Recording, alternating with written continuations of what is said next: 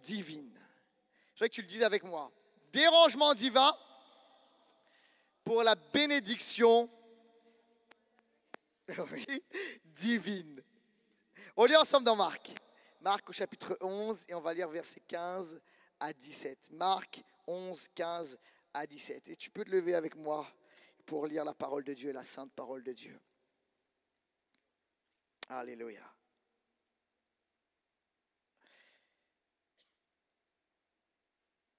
Jésus et les disciples arrivèrent à Jérusalem et Jésus entra dans le temple. Il se mit à chasser ceux qui vendaient et achetaient dans le temple. Et il renversa les tables des changeurs de monnaie et les sièges des vendeurs de pigeons. Il ne laissait personne transporter un objet à travers le temple et les enseignait en disant « N'est-il pas écrit, mon temple sera appelé une maison de prière pour toutes les nations. Mais vous, vous en avez fait une caverne de voleurs. » On prie ensemble. Merveilleux Saint-Esprit, je prie maintenant que tu viennes illuminer mon esprit dans une dimension prophétique et une dimension d'inspiration pour apporter cette parole comme il se doit. Et je prie qu'elle tombe dans nos cœurs avec une révélation précise et puissante en nous. Seigneur, tu touches, Seigneur Dieu, mes paroles, mais tu touches également nos cœurs et nos oreilles pour que nous la recevions de manière très favorable. Je déclare et j'appelle cela maintenant dans le nom de Jésus. Et ensemble nous disons Amen. Gloire à Dieu. Vous pouvez prendre place. Je voudrais m'adresser à toute la team années 90. Tous ceux, peut-être vous étiez enfants dans les années 90, levez vos mains, tous ceux, les années 90, voilà. On est là, Club Dorothée, etc. On a connu tout ça. Et on a connu également quelque chose dans les années 90, le Tamagotchi. Qui se souvient du Tamagotchi dans les années 90? Oh, voilà, yes. Le Tamagotchi dans les années 90. Tamagotchi, c'était un petit objet, un petit jouet électronique. Et en fait, ça te permettait de faire quoi? D'avoir un animal domestique, souvent c'était un chien ou un chat. Et en fin de compte, tu pouvais avoir les bénéfices de l'animal domestique sans tous les problèmes et les difficultés qui vont avec. D'accord? Ça veut dire quoi? Le sortir quand il fait froid, l'emmener chez le vétérinaire, les problèmes de santé, les crottes à ramasser, etc., etc.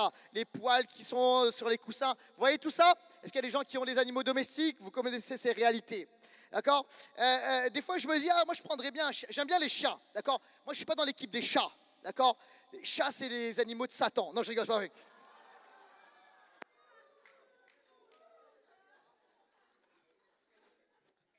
Moi, j'aime les chiens. C'est fidèle, tu sais, ça ne te griffe pas. Ça, tu sais, ça avait pas de... La fois, non, mais les chats, c'est bizarre. Une fois, je me souviens, on était chez des amis et en fait, ils avaient des chats. Donc, moi, j'aime pas trop les chats, je ne suis pas super à l'aise. J'ai pas peur des chats, mais je ne suis pas super à l'aise. Il y en a un qui me monte dessus et en fin de compte, il me plante les griffes, tu sais, là. Et à travers mon jean, je sens les griffes. Et je dis à mes amis, je ne sais pas ce qui se passe avec votre chat, mais il est en train de me planter ses griffes. Et ils me disent, il fait ça lorsqu'il aime bien quelqu'un. Et je dis, mais moi, je ne l'aime pas du tout, je le déteste même. Donc, moi, je ne suis pas dans l'équipe des chats, mais j'aime les chiens. J'aime beaucoup les chats. Et des fois, l'idée me traverse l'esprit, je prendrais bien un chien. Alors, moi, j'aime bien les chiens, je prendrais bien un chien. Et je pense à cette réalité, tu sais, quand il faut sortir le chien. Parce que moi, je vois ma voisine qui, à 7 h du matin, pas là, en ce moment, il fait beau, hein, à 7 h du matin, en hiver, quand il fait froid, d'accord? J'ouvre mes volets et je vois la voisine en train de sortir son chien, d'accord, avec sa grosse doudoune, ses trucs, etc. Et tu sens que, tu sais, je vois le pantalon, c'est le pantalon de pyjama, tu vois. On a juste enfilé la doudoune et il faut sortir le chien. Et là, je me dis, non, finalement, pas de chien, d'accord? Bon. Alors, Tamagotchi, c'est ça, tu as tous les avantages sans les inconvénients. D'accord? Ça, c'est toute l'équipe des années 90. Puis tu ranges ça dans ta poche et quand le Tamagotchi meurt, tu vois, aucune émotion, ça recommence et tu peux reprendre ton chien. Ça marche ou pas? Tu ranges ça dans ta poche. Un jouet, un chien domestique, enfin un chien de poche. Le truc, c'est quoi, les amis? C'est que Jésus n'est pas un Tamagotchi. Et trop souvent, vous savez, et je ne vais pas dire on dit Jésus est un Tamagotchi, mais on agit comme si Jésus était un Tamagotchi. Okay? C'est-à-dire que Jésus me dérange pas trop, s'il te plaît. Tu vois, comme un Tamagotchi. Ne m'embête pas dans mon planning, dans mon emploi du temps. Ne me dérange pas. Vous savez, il y a les jeunes, c'est très à la mode en ce moment, d'accord, chez les jeunes j'emploie pas cette expression, donc je suis jeune depuis plus longtemps que certains jeunes, d'accord? C'est gênant, vous avez entendu ça? Ah, c'est gênant et tout. Jésus ne sera pas gênant, ok? Donc certains, Jésus me gêne pas, d'accord? Donc Jésus, quand j'ai besoin de toi, je sors de la poche, mais Jésus ne vient pas m'encombrer, je ne viens pas me gêner, ne vient pas m'embarrasser, etc. La réalité, les amis, c'est que Jésus ne sera jamais, il n'est pas, il ne veut pas être un Tamagotchi. Et en fait, Jésus, par moments, est gênant. Il est dérangeant. Vous savez, j'entends ça des fois dans le milieu chrétien, Dieu, Jésus, le Saint-Esprit, c'est un gentleman. Oui et non. Oui et non. D'accord? Oui, parce qu'il est plein de douceur. Mais il y a des moments où Jésus n'agit pas toujours comme un gentleman. Le Saint-Esprit, ce n'est pas toujours un gentleman. Quand il veut faire quelque chose, il le fait point final. Quelqu'un a dit amen à cela. OK? Et en fait, indépendamment de ce qu'on veut ou de ce qu'on ne veut pas, c'est la grande souveraineté de Dieu. Et il y a des moments où Jésus vient nous déranger, mais pour nous apporter la bénédiction. Alléluia. En fait, Jésus n'est pas un Tamagotchi, il est un lion. Il est le lion de la tribu de Juda. Je vous assure que s'il y a un lion qui rentre là dans la pièce, on va sentir quelque chose dans l'atmosphère. Vous êtes là ou pas? Ok? Quand il est là, quand Jésus arrive quelque part, on le sait. Il dérange, il change l'atmosphère. Il y a un avant et un après. Quelqu'un a dit amen. Donc Jésus amène un shift. Ce n'est pas juste quelqu'un qu'on peut mettre dans sa poche, qu'on peut ressortir sans dérangement. Non, Jésus n'est absolument pas comme ça. Et dans l'épisode qu'on a lu, d'accord, l'épisode de Jésus qui renverse les tables du temple, alors qu'il y a un marché qui est là, c'est le marché des animaux. Jésus arrive et il fait quelque chose d'hyper dérangeant. Jésus à ce moment-là, c'est le Jésus qui fait polémique. D'accord? Jésus arrive, il va au temple avec ses disciples. Et là, il y a le marché des animaux. Et ça pullule de partout. Il y a du mouvement, il y a de l'agitation. Ça parle, ça crie, ça négocie. Et Jésus va faire quelque chose. Il va faire un fouet et il va renverser les tables. Et il va faire quelque chose. Il va empêcher certains accès. Et alors, on dit, qu'est-ce qui se passe? Est-ce que Jésus, comment dirais-je, devient complètement fou? Est-ce qu'il ne maîtrise plus ses émotions? Non, non, non, non, écoute bien. Tout ce que fait Jésus est très pensé, très maîtrisé. Jésus est dans la maîtrise de soi parfaite. Et vous savez pourquoi je le sais? Parce que dans la Bible, il dit ceci, c'est que Jésus a pris le temps de faire un fouet. Vous êtes là ou pas? Il a pris les cordes et il a pris le temps, d'accord? Il s'est assis un moment, il a regardé la scène. Essayez, vivez avec moi ce moment-là, d'accord? On est dans une société sémite, d'accord? On est en Israël. Il fait chaud, il y a du mouvement, etc. Il y a du brouhaha. Et ça crie de partout. Et Jésus fait quelque chose d'extraordinaire. Il regarde cette scène, il regarde tout cela. Et il regarde, il observe. Et là, tranquillement, il prend des cordes et il tresse un fouet. Il sait très bien ce qu'il est en train de faire. Il maîtrise la situation. Et Jésus arrive. Il se met à renverser les tables, à jeter tout ce qu'il y a dessus, à jeter la monnaie, à jeter la marchandise, à fouetter les tables, etc. Et il renverse tout cela. Et j'imagine ses disciples qui disent, qu'est-ce qui se passe avec Jésus? Mais c'est très maîtrisé. Alors, qu'est-ce qui s'est passé? Pourquoi est-ce que déjà ce marché se trouve ici? Ce qu'il faut savoir, c'est qu'en l'entrant devant Jésus-Christ, il y a une décision du grand prêtre, d'accord, celui qui régissait le temple de Jérusalem, une décision de transférer le marché des bêtes qui se trouvait au mont des Oliviers et de le rapprocher et de le mettre dans cette partie du temple qu'on appelle la cour du temple. Ok? Et à la base, moi je pense que c'était une bonne intention. D'accord? L'intention était peut-être de faciliter les choses, d'amener de la proximité avec le temple, parce que les animaux qui étaient là, qui étaient vendus, avaient pour but ensuite d'être offerts, sacrifiés à l'Éternel dans les rites de l'Ancien Testament. D'accord? Mais ensuite, ce qui s'est passé, c'est qu'il y a eu une situation abusive. Les religions commençaient à comprendre qu'il y a là une bonne manne financière, il y a de l'argent à se faire. Ok? Et ils ont commencé à mettre une obligation, l'obligation d'acheter des animaux qui étaient certifiés par le temple. Ça veut dire que les gens parfois arrivaient de loin. Certains arrivaient avec leurs propres animaux, leur bétail. pour être sacrifié. Ils allaient dire, ah non, il y a un problème là-dedans, c'est pas certifié, il n'est pas propre au rituel, au sacrifice. Par contre, les animaux qui sont vendus là sont des animaux certifiés par le temple. Le truc, c'est quoi? C'est que ces animaux étaient vendus très cher. Et il y avait un business qui était fait. C'est-à-dire qu'en fait, les prêtres, les marchands qui étaient là, vendaient les animaux et reversaient une commission, une taxe, d'accord, aux prêtres. Est-ce que vous êtes là ou pas? Donc un gros business qui était là. Et en plus, la Bible nous dit même qu'ils incitaient parfois les veuves, ils appauvissaient les veuves. Pourquoi est-ce que la Bible nous dit ça? Regardez dans Luc chapitre 20, verset 47. Ils dépouillent les veuves de leurs biens tout en faisant pour leur apparence de longues prières. Ils seront jugés plus sévèrement. Vous savez ce qu'ils faisaient avec les veuves? En fait, ils leur disaient acheter des pigeons. C'était des animaux très chers. D'accord? Certifiés, etc. Ils incitaient à acheter des animaux très chers, des veuves qui n'avaient pas d'argent. Et en fait, ils les dépouillaient de cette manière pour avoir une grosse commission, une grosse rétrocommission. Vous êtes là ou pas? Et alors là, il y a une situation d'abus qui est là, une opération financière très profitable, mais de l'abus spirituel. Alors, je pose quand même ceci. Attention aux mauvaises interprétations. Parfois, certains ont lu ça et puis ils ont dit, oh, ça veut dire quoi? C'est contre les églises contemporaines, c'est contre les ventes de ressources, je ne sais pas, à la fin d'une célébration, dans des bâtiments de l'église. Non, écoutez-moi, ça n'a rien à voir. D'accord? Je vais vous expliquer, mais ça n'a rien à voir. C'est parce qu'il y a quelques ventes, etc. On n'est pas dans ces réalités-là. On est dans des réalités abusives, d'abus spirituels et d'appauvrissement. Ok? Très important. Je pose là, mais parce que des fois, on dit toutes sortes de choses avec ce texte. Alors, Jésus veut faire quelque chose. En fait, ce que fait Jésus là, en renversant, non seulement ses pensées, il a réfléchi, mais il est en train de faire un acte prophétique. Parce que Jésus agit comme les prophètes ici de l'Ancien Testament. C'est des choses qui avaient déjà été faites dans l'Ancien Testament. On voit par exemple Amos au chapitre 5 qui parle contre le temple et ce qui était fait par rapport au temple, dans le temple. Jérémie au chapitre 7, on va le lire tout à l'heure. Ésaïe au chapitre 1, d'accord?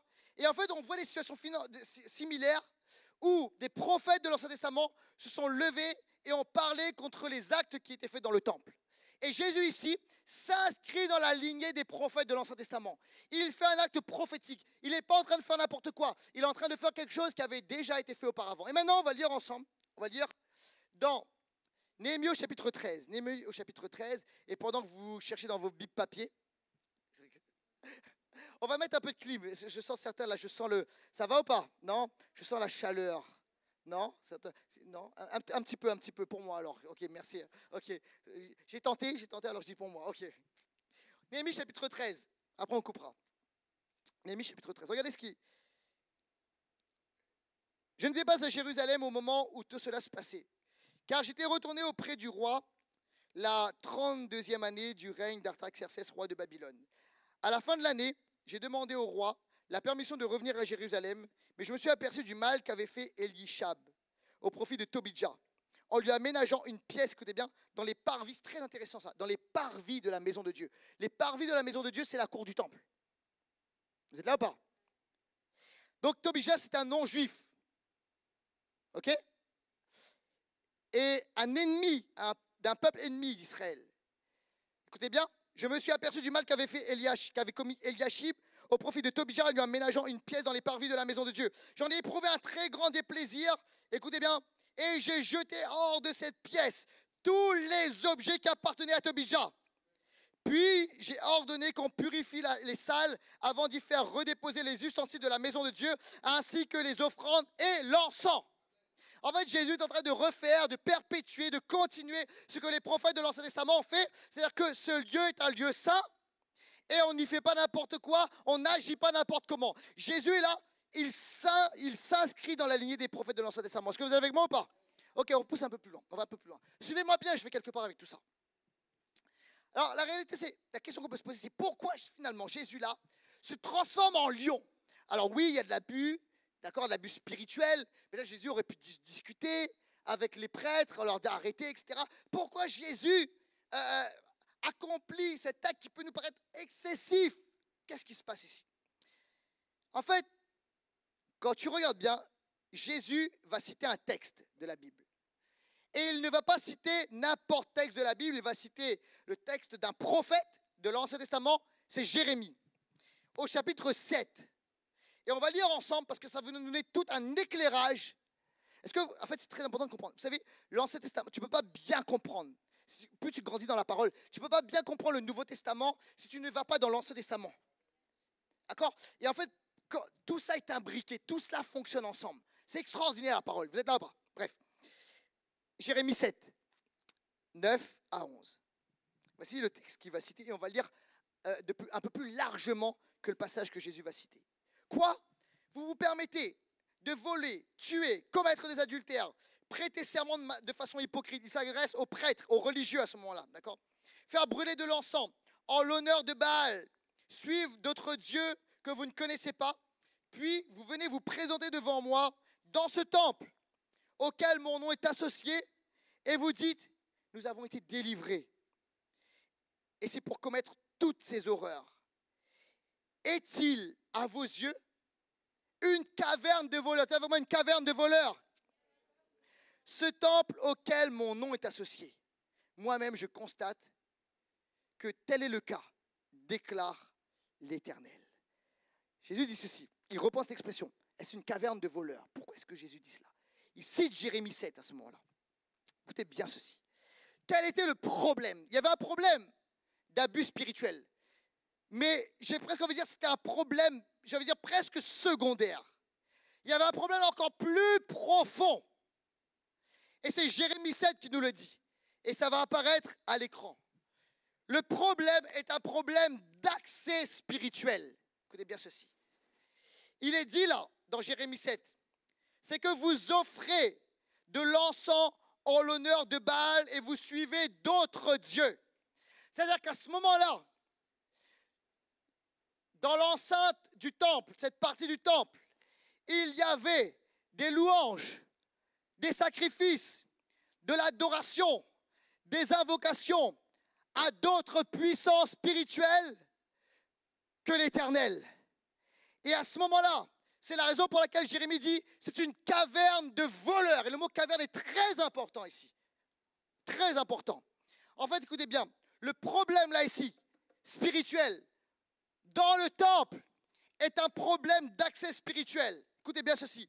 Par leur cupidité. Ça a commencé avec une bonne intention. Puis, on rapproche le marché, ça va arranger les choses. Puis après, peut-être, on se dit, on va faire un petit peu d'argent, ça va nous... OK. Et après, il y a eu la cupidité. Leur cœur s'est attaché profondément à l'argent. Leur activité, les prêtres n'étaient plus focalisés sur Dieu, sur le temple, sur la présence de Dieu, ce qui est leur vocation, leur appel, leur ministère. Leur vocation et leur cœur était maintenant sur l'argent, autrement dit sur Mammon. C'était leur cœur et leur activité. Et regardez bien ceci, par leur cupidité et leur péché persistant, les religieux avaient donné accès à des puissances spirituelles dans l'enceinte même du temple. Mammon était présent là, dans l'enceinte du temple. Et le mot qui est utilisé là, en grec, parce qu'on va utiliser le grec et l'hébreu, Jésus comment le Nouveau Testament est en grec, mais probablement Jésus a parlé en hébreu. Et en grec, on va voir les deux mots. C'est, le mot en grec pour caverne, c'est spélaion. Et ça veut dire caverne, antre, repère, grotte. Il y a quelque chose de profondément lugubre, ténébreux, démoniaque, une antre, un repère, une grotte. Vous savez, lorsqu'on chasse des démons, où est-ce qu'on les envoie? Dans les profondeurs. On les envoie dans les cavernes et on les lie là. Et le mot en hébreu, c'est le mot Méhara. Ce qui signifie encore caverne, antre, repère, trou. Jésus, volontairement, va citer le prophète Jérémie, qui, sous l'inspiration du Saint-Esprit, va dire que dans le temple, il y a des spots, des repères de voleurs, de puissance spirituelle qui volent la louange qui revient à Dieu et qui les tourne vers elle. Et le problème ici est un problème profondément spirituel. C'est la raison pour laquelle Jésus renverse les tables. C'est la raison pour laquelle Jésus, comment dirais-je, fait un fouet et accomplit cet acte qui paraît fou, mais qui est vital et extrêmement important. Est-ce que vous êtes avec moi ou pas, Église? Je voudrais qu'on aille plus loin. Est-ce que vous me suivez ou pas? On va aller un peu plus en profondeur. Premièrement, je voudrais continuer avec cette dynamique. Pas de marchandises à travers le temple. Pas de marchandises à travers le temple. Jésus va faire quelque chose. Jésus a interdit que des marchandises soient transportées dans le temple. Marc 11, 16. Et il ne laissait personne transporter un objet à travers le temple. Jésus est là, écoutez bien, il renverse ses tables, il fait un fouet, il renverse ses tables, il chavire tout, etc. Comme on dit en créole, on dit chavire tout. Et après, ce qu'il va faire, c'est qu'il dit pas d'accès. Il y avait un business qui a été fait, les gens transportaient, d'accord, et il y avait du transport de marchandises. Et Jésus arrive et dit, vous n'entrez pas. Il bloquait les accès, peut-être qu'il a pris ses disciples, personne n'entre là. Et probablement Jésus, peut-être que Jésus, vous savez, a montré les muscles, a montré les bras. Et des fois, vous savez, on voit Jésus, on voit trop Jésus, vous savez, comme un mou. Jésus était tout sauf mou. Jésus était fort, il était masculin. Amen, quelqu'un dit amen à cela. Il était juste quand il fallait se positionner, Jésus s'est positionné. Et Jésus a bloqué l'accès à l'accès du temple. Vous n'entrez pas, vous ne transportez pas de marchandises. C'est fini. Pourquoi est-ce que Jésus a fait cela? Vous savez pourquoi? Pas de marchandises dans l'enceinte du temple. Parce que, peut-être, mais c'est juste la cour. Écoutez-moi, c'est plus que la cour. C'était le parvis du temple. Et dans le temple, il y avait trois lieux particuliers, trois espaces. Premier espace, le plus saint, c'est le lieu très saint, le saint des saints. Là, il n'y avait pas de transport de marchandises. Les religieux n'étaient pas allés jusqu'à amener de la marchandise et du bétail dans cet endroit. C'est le lieu très saint, on y entre une seule fois par an, le grand prêtre une seule fois par an, pour le sacrifice de tout le peuple. Ensuite, il y avait le lieu saint. Et enfin, le parvis du temple. Et dans le parvis du temple, les juifs avaient accès, mais pas que les juifs. Les non-juifs, qu'on appelle les gentils, avaient également accès à cette enceinte, à cette partie du temple, pour pouvoir bénéficier de la bénédiction des enfants d'Israël. Est-ce que vous êtes là ou pas? Mais ça fait partie du temple. C'était cet espace extérieur du temple, mais qui fait profondément partie du temple. Et Jésus leur dit, même cet endroit ne doit pas être souillé. Même cet endroit est pur. Même cet endroit est glorieux. Vous devez prendre au sérieux la présence et la gloire de l'Éternel notre Dieu. Et là vous dites, Laurent, mais pourquoi est-ce que tu nous dis ça? Quel est le point? Ok, on a compris. Quel est le point par rapport à moi? En fait, le point par rapport à toi, c'est exactement la même chose. Le temple était tripartite. D'accord? Le lieu très saint, le lieu saint et le parvis. Et de la même façon, nous sommes tripartites. Nous sommes esprit. Donc cet endroit, cette partie la plus noble, la plus spirituelle à l'intérieur de nous, qui est, comment dirais-je, plein de vie, lorsque l'Esprit de Dieu nous saisit et lorsque nous venons à Jésus, il y a ce phénomène de la régénération qui prend place et notre esprit est en communion avec l'Esprit de Dieu. Quelqu'un a dit amen à cela. Écoute-moi, en tant que chrétien, cette partie-là ne peut pas être et n'est pas souillée ni en communion avec puissance spirituelle démoniaque. Il y a ensuite notre âme qui correspond au lieu saint. L'âme, c'est quoi? Cette partie intérieure de nous, c'est le lieu de notre intelligence, de notre réflexion, c'est le lieu de notre être intérieur, de nos émotions. Et cet endroit est également doit être gardé. C'est un endroit intérieur, pas d'accès à Satan. Quelqu'un a dit amen à cela. Et c'est un lieu qui doit être nettoyé. Et il y a cette troisième partie qui est l'équivalent du parvis, qui est notre corps. Mais voyez-vous, notre corps est également saint. Quelqu'un a dit amen à cela. La parole de Dieu déclare que votre corps est le temple du Saint-Esprit. Donc la Bible fait ce parallèle entre nous et le temple. Et notre corps est également le temple du Saint-Esprit. Et en fait, lorsque Jésus dit pas de marchandises dans les parvis du temple, Jésus est en train de dire quelque chose. Il dit, tu dois prendre soin de ton esprit, tu dois prendre soin de ton âme, mais tu dois également prendre soin de toute cette partie de ton temple qui est extérieure et qui est visible. Et tu dois ne laisser aucun accès à Satan. Quelqu'un dit amen à cela. Et en fait, vous savez, des fois, on est tellement dans le spirituel qu'on oublie certaines choses par rapport au corps et on laisse à Satan l'accès à notre corps. Comment est-ce que les démons se sont installés dans l'enceinte du temple? À cause d'un péché persistant. Il y a des personnes ici, je le dis avec grâce et avec amour, mais écoutez bien, le Seigneur nous appelle, il nous interpelle et il nous dit qu'on doit cesser de laisser accès au diable, de laisser accès à Satan, de laisser accès aux ténèbres par des péchés persistants. Et des fois, on ouvre des portes de notre temple, de qui on est. Et il y a des personnes ici, pourquoi est-ce que je suis chahuté? Pourquoi est-ce que j'ai des problèmes dans ma vie? Pourquoi est-ce que j'ai l'impression de ne pas avancer? Écoute-moi bien, tu dois nettoyer le parvis du temple. Sanctifier le parvis de ton temple. Quelqu'un a dit amen à cela. Alléluia. Le parvis du temple, c'était suffisant pour que Jésus renverse les tables.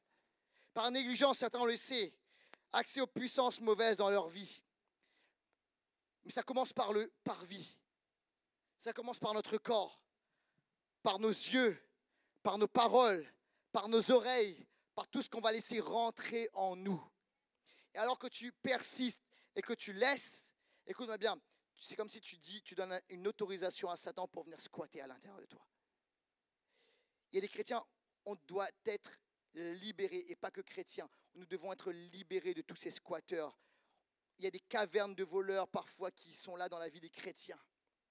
Il y a des antres, des gouffres, des trous de voleurs, de squatteurs spirituels, de ceux qui volent la louange, de ceux qui veulent voler ta joie, manger ta paix, etc. Et Jésus dit ceci, je suis venu pour nettoyer tout cela, alléluia. Aucune marchandise. Jésus bloque l'accès et il dit aucune marchandise. Et de la même façon aujourd'hui, par la prédication de la parole, Jésus dit ceci, aucune marchandise, oh rien d'impur dans ta vie. Et le Seigneur veut nettoyer, il veut libérer le parvis du temple, l'intérieur, mais également l'extérieur de ta vie. Quelqu'un dit amen à cela? Et il est temps de se positionner en Jésus-Christ. Aucun accès à Satan. Aucun accès aux ténèbres. Que quelqu'un dise amen à cela. Alléluia. Je vais aller plus loin. Deuxièmement, pour ça je vais être court cet après-midi. Normalement. Deuxièmement, le zèle de ta maison me dévore. Ce passage va être cité également en rapport avec cet épisode. Mais c'est le psaume 69 au verset 6. Le zèle de ta maison me dévore. Cet épisode arrive un peu avant Pâques. Et je ne sais pas si vous avez des amis juifs, moi j'ai des amis juifs. Et vous savez, dans la période de Pâques, un peu avant Pâques, Dieu te bénisse mon frère, alléluia. Un peu avant Pâques, ce que font les juifs, et c'est dans la tradition, c'est que, il dit ça, on va traquer la miette. C'est le moment où il y a un grand nettoyage, je veux dire de printemps, d'accord?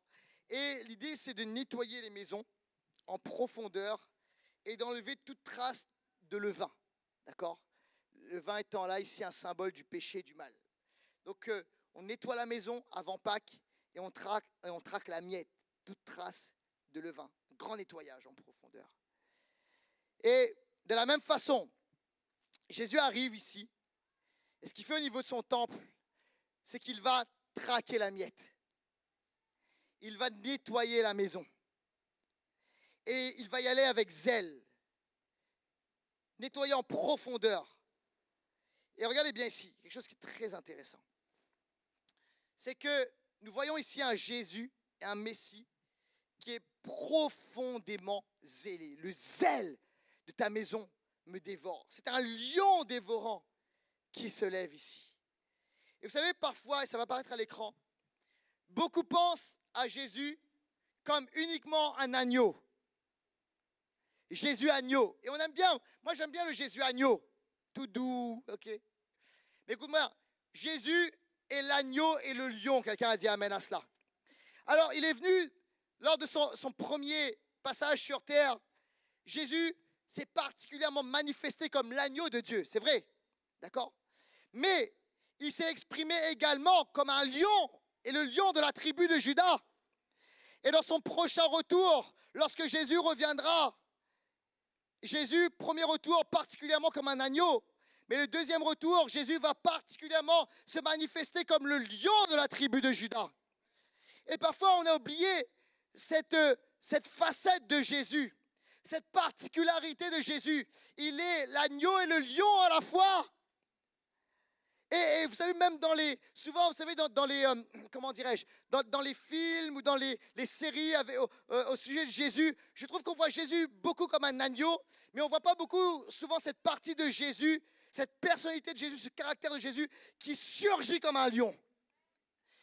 Le Jésus zélé, ou le zèle de sa maison qui le dévore. Et pourtant, Malachie au chapitre 3, oui, c'est particulièrement pour le retour de Jésus, mais je crois que c'est global par rapport à la venue du Messie sur terre. C'est général par rapport à la venue du Messie sur terre. Le Seigneur que vous cherchez entrera dans son temple et il purifiera les fils de Lévi. Jésus ici travaille à la purification, à la sanctification de son peuple, alléluia. Et lorsqu'il le fait, il le fait comme un lion, alléluia. Pas contre nous, mais contre les ténèbres. Parce qu'il veut dégager toutes les puissances mauvaises qui nous empêchent d'avancer. Il y a trop de chrétiens, ça n'avance pas. Tu dis, pourquoi est-ce que je ne suis pas béni? Pourquoi est-ce que je n'avance pas? Parce que tu dois nettoyer le parvis du temple. Quelqu'un a dit amen à cela. Et tu dois laisser place au lion de la tribu de Juda. Ça va apparaître à l'écran, cette scène met en lumière un Messie purificateur, souvent négligé, mais bien annoncé par les prophètes. Écoutez bien, il ne se contente pas de pardonner, ça c'est l'agneau de Dieu qui est mort pour nos péchés et qui nous pardonne. Quelqu'un a dit amen à cela. Mais écoute bien, il y a une exigence. Jésus ne se contente pas juste de pardonner, il exige aussi une transformation, dites avec moi, radicale. Dites avec moi, radicale. Du cœur de son peuple. Et il le fait par la puissance du Saint-Esprit. Quelqu'un a dit amen à cela. Par la puissance du Saint-Esprit. Écoutez bien, alors que nous sommes dans les temps de la fin, je ne dis pas je crois, je le déclare, nous sommes dans les temps de la fin. Cet aspect de Jésus comme lion de Juda se fait de plus en plus pressant. Et Jésus veut sanctifier son Église et amener son Église à entrer dans une dimension de la radicalité. Quelqu'un dit amen à cela. Et la radicalité chrétienne, selon Dieu, n'est pas une radicalité où on fait le mal, etc. C'est une radicalité où on se dépouille des œuvres de la chair et des péchés. Alléluia. C'est une radicalité de repentance, une radicalité où on est à 100% pour Jésus. Alléluia. Il est temps maintenant que l'Église ne soit pas tiède. Alléluia. Je vais être froid, sois froid. Alléluia. Mais c'est le temps maintenant, c'est la fin de la tiédeur spirituelle au nom de Jésus. J'appelle maintenant, c'est le temps pour l'Église d'être bouillante. Alléluia, d'être en feu, d'être radical, alléluia, alléluia. Parce que son amour pour nous est radical. Et il est temps maintenant de shifter, alléluia, et d'entrer dans cette nouvelle dimension. Et voyez-vous, alors que, vous savez, la Bible est très prophétique.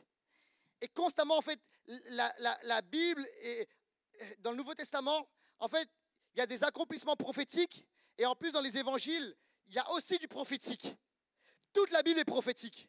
Et en fait, cette image-là, ça préfigure également la purification spirituelle que Dieu va opérer à la fin des temps. Juste avant le rétablissement de toutes choses, l'établissement plein, l'établissement entier de son royaume, lorsque Jésus va régner pleinement, Jésus va venir purifier pleinement son Église et son peuple, pardon. Malachie chapitre 1, on va lire tout le texte, chapitre 3, versets 1 à 3. J'enverrai mon messager pour me préparer le chemin. Et soudain, il entrera dans son temple, le Seigneur que vous cherchez, le messager de l'alliance que vous désirez. Le voici qui arrive, dit l'Éternel, le Maître de l'univers, qui pourra supporter le jour de sa venue. Le jour de sa venue, c'est le jour de l'Éternel. C'est un jour, vous savez, ça va être un jour glorieux pour nous, les enfants de Dieu, mais ça va être un jour où le lion de Juda va arriver. Ça va être également un jour de vengeance pour tous ceux qui ont détruit, qui ont fait du mal au peuple de Dieu. La Bible explique, la Bible dit, c'est un jour, attention, c'est un jour où les nations vont trembler.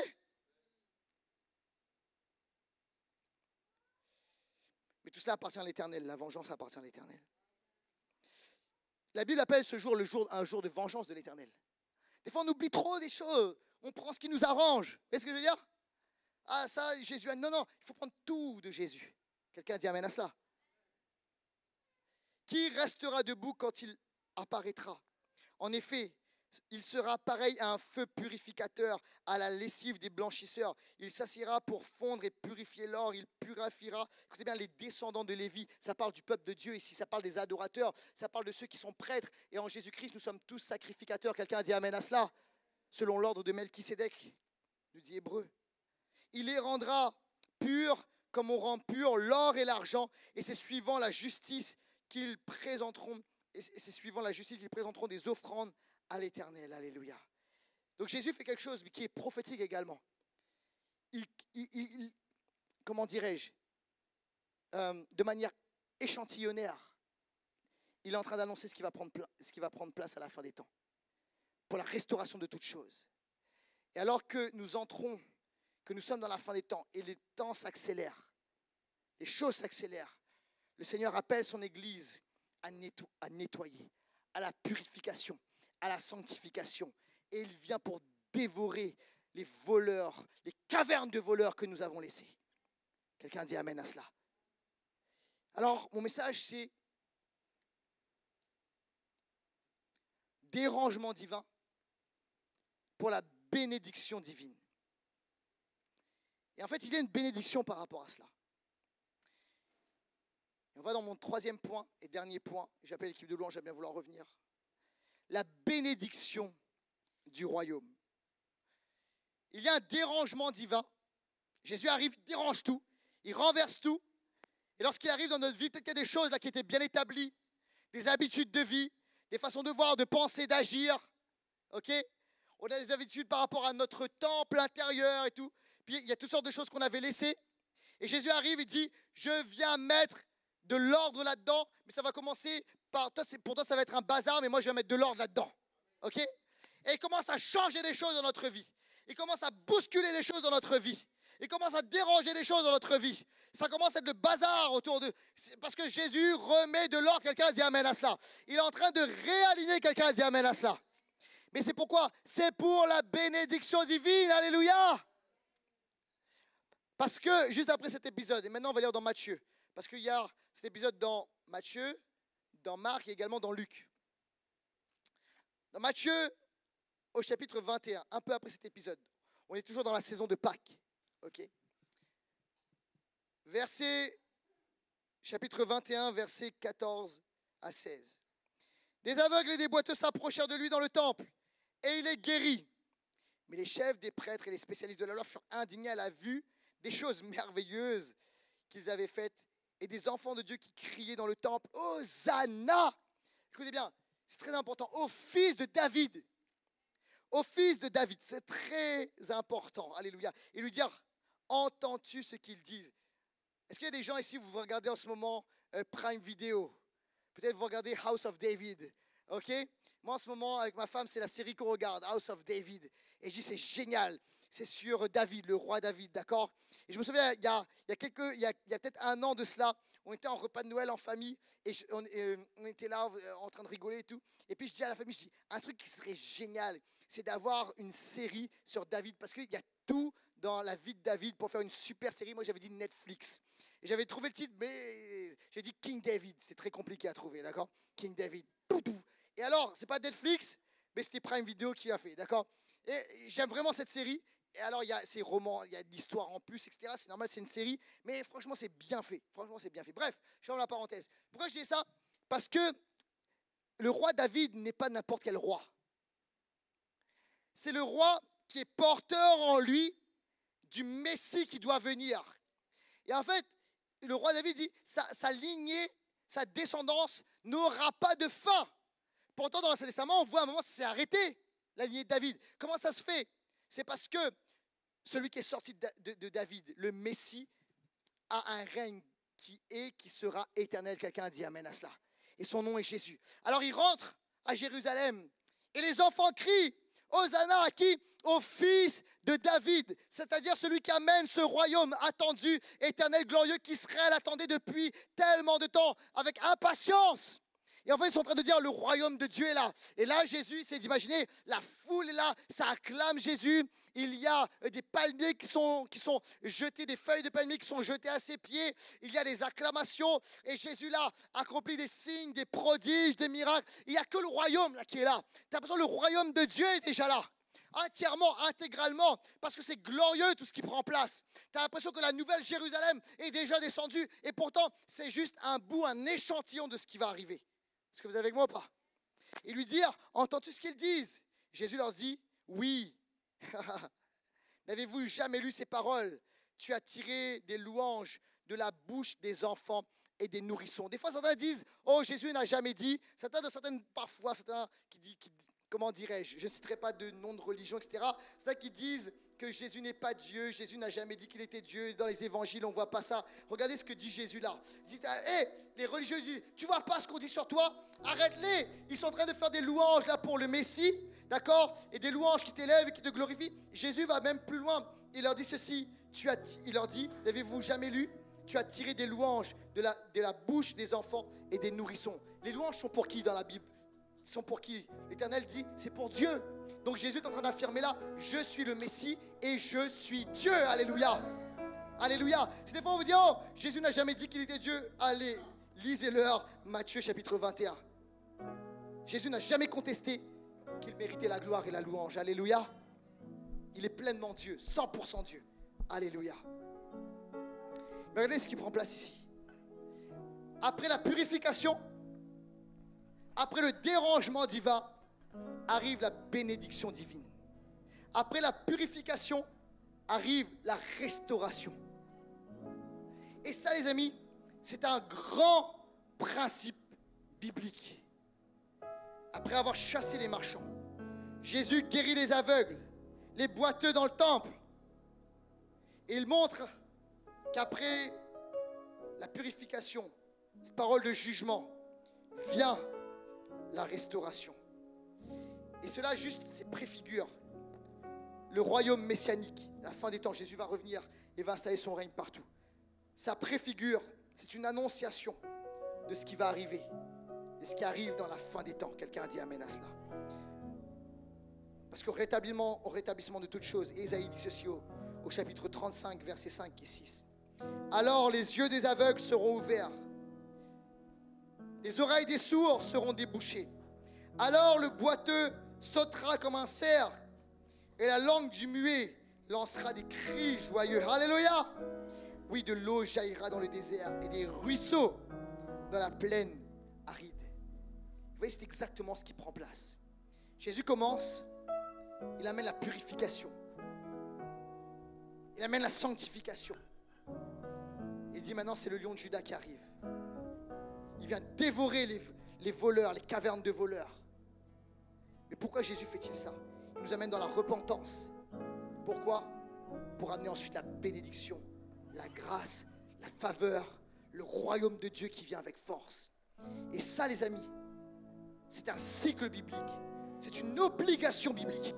Et quand tu te dis, mais pourquoi est-ce que je ne suis pas béni à la hauteur de ce que le royaume promet? Parce que tu dois nettoyer les parvis du temple. Tu as laissé des squatteurs. Tu as laissé des cavernes de voleurs. Tu as laissé accès à Satan à cause peut-être de péchés persistants. C'est comme si tu avais une invitation, les portes ouvertes, viens. Et maintenant, Jésus dit, je viens comme le lion de la tribu de Juda. Et Jésus, des fois, vient avec douceur. Et de moment où il dit, il vient avec force. Et il rugit. Et il dit, stop maintenant. Et il renverse ses tables. Tu te dis, pourquoi c'est la pagaille dans ma vie en ce moment? Parce que Jésus veut te faire plier les genoux. Et il te dit, il ne te demande pas ton avis. Il ne vient pas toujours comme un gentleman. Il vient comme le Dieu souverain, le lion de la tribu de Juda, pour amener son règne, pour amener sa puissance. Quelqu'un dit amen à cela. Et regardez pourquoi c'est le royaume. C'est très fort. C'est le royaume. Je l'ai vu ce matin, ça. Le royaume, c'est Jésus qui vient dans son intégralité. D'accord? Et Jésus est un leader très spécial. Dans l'Ancien Testament, les leaders, tu pouvais être que soit roi, je simplifie, soit prêtre ou soit prophète. D'accord? Et en fait, nous voyons ici le royaume qui vient dans toute son intégralité et sa force. Parce que dans cette histoire-là, nous voyons Jésus qui est à la fois roi, prêtre et prophète. Vous savez pourquoi? Jésus arrive comme le roi. D'accord? Il ne vient pas avec douceur, il vient comme un roi. Il vient en conquête, il renverse les choses. Et après, il est dit, il est acclamé, d'accord, à Jérusalem comme un roi qui a acclamé le fils de David, Hosanna au fils de David. Il arrive comme un roi conquérant et glorieux. Quelqu'un a dit amen à cela. Mais regardez comment Jésus arrive également. Il arrive comme un prêtre. Pourquoi? Parce qu'il prend soin du temple. C'était le job des prêtres de prendre soin du temple. De dire on n'accepte pas cela. Et Jésus là fait l'office, il joue le rôle, la fonction de prêtre, alléluia. Mais également celui de prophète. Parce qu'il parle comme les prophètes de l'Ancien Testament. Dans toute cette scène, j'ai envie de dire dans tout ce rôle que Jésus joue, il se met dans la peau du prophète, où il renverse la table, où il parle à haute voix, où il parle aux religieux, comment dirais-je, en les amenant à la repentance. Jésus parle à la manière des prophètes de l'Ancien Testament. Donc on voit le royaume de Dieu qui vient avec force et avec gloire. Alléluia. Cette réalité, les amis, ça, c'est une boucle prophétique. On va finir avec ça, c'est à l'écran. Une boucle prophétique dans toute la Bible. Jésus nous appelle à la repentance. Et vous voyez dans la Bible, très souvent, l'état du temple, regardez l'Ancien Testament, l'état du temple était le baromètre du niveau spirituel du peuple. Lorsque le temple, il y avait de l'idolâtrie dedans, lorsque le temple était en ruine, lorsque le temple était délaissé, etc., ça voulait dire que le peuple était au plus bas spirituellement. Lorsque le temple était glorieux, lorsque la présence de Dieu était protégée, ça veut dire que spirituellement, le peuple était fort également. Et vous voyez dans la Bible, ce qui se passe dans le temple est le baromètre spirituel du peuple de Dieu. Ok? Et à ce moment-là, à plusieurs reprises, le Seigneur appelle son peuple à la repentance à travers les prophètes. Repentez-vous, sinon je vais venir contre vous, je vais envoyer des nations contre vous. Le temple sera détruit. Le Seigneur à plusieurs reprises, il interpelle son peuple. Il y a un cri, il ne veut pas le faire, tu sens qu'il ne veut pas le faire, mais il y a un appel, c'est le lion de Juda qui dit maintenant c'est la repentance, c'est le temps de la repentance. Pourquoi? Parce que le peuple est dans l'idolâtrie, il y a toutes sortes de choses. Ils sont en train de se perdre, alors Dieu plaide avec son peuple. Et parfois, tellement de fois, le peuple, est au cou raide et il lutte avec Dieu, etc. Mais regardez ce qui se passe. Le Seigneur amène, parce qu'il veut la repentance, le Seigneur amène la purification. Les lions de Juda arrivent, Babylone est venue, les peuples sont venus en Israël. Le temple a été détruit à plusieurs reprises. Pourquoi? Parce qu'il voulait la repentance. Donc il y a un appel à la repentance, il y a la purification du peuple, mais après la purification du peuple, à chaque fois dans les Écritures, il y a un réveil spirituel. Il y a la bénédiction. Et quand je parle de réveil spirituel, je ne parle pas juste entre nous, l'Église, etc. Je parle de la bénédiction abondante de Dieu qui vient, dans toute notre vie, dans tous les aspects de notre vie et dans tous les aspects de la société. Quelqu'un a dit amen à cela. Alléluia. Regardez avec Esdras, avec Néhémie. Il y a un appel à la repentance. Babylone est arrivée, le temple a été détruit. Mais regardez, alors qu'ils sont en déportation, le Seigneur plaide avec eux, puis au bout d'un moment, ils sont dans la repentance, puis ils se réveillent spirituellement. Et Dieu, alors qu'il y a un réveil spirituel qui prend place en eux, Dieu leur permet d'aller reconstruire le temple. Le réveil spirituel prend place, alléluia. Et voyez-vous, si nous voulons la bénédiction dans cette pleine hauteur, dans ce plein niveau, le Seigneur, oui, nous amène dans ce moment où il vient nettoyer le parvis du temple. Et il ne veut rien laisser.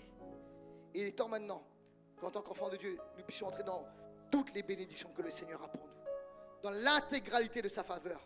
Mais il faut dégager les voleurs.